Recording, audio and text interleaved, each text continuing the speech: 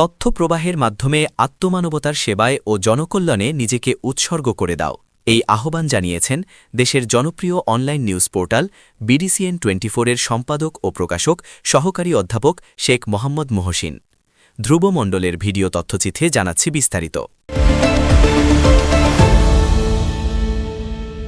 BDCN24-এর চাঁদপুর আঞ্চলিক কার্যালয়ে সাংবাদিকদের আইডি কার্ড বিতরণ অনুষ্ঠানে BDCN24-এর সম্পাদক ও প্রকাশক সহকারী অধ্যাপক শেখ মোহাম্মদ মহসিন বলেন, মানুষ এখন তাৎক্ষণিক সংবাদ জানতে চায়, সময়মতো সঠিক তথ্য পৌঁছে দেওয়ায় সাংবাদিকতার মূল দায়িত্ব। অনুষ্ঠানে উপস্থিত সাংবাদিক ও অতিথিদের উদ্দেশ্যে তিনি আরও বলেন, মানুষের জানার অধিকার নিশ্চিত হলেই সমাজের কল্যাণ সাধিত হয়।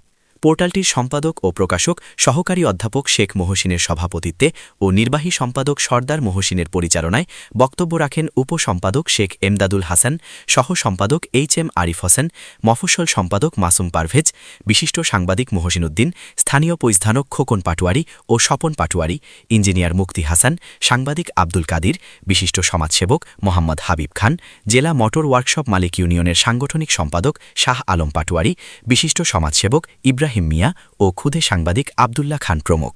সভা শেষে সাংবাদিক আরিয়া নুরুল্লাহর গলায় পরিচয়পত্র পরিয়ে দেন উপস্থিত নেতৃবৃন্দ।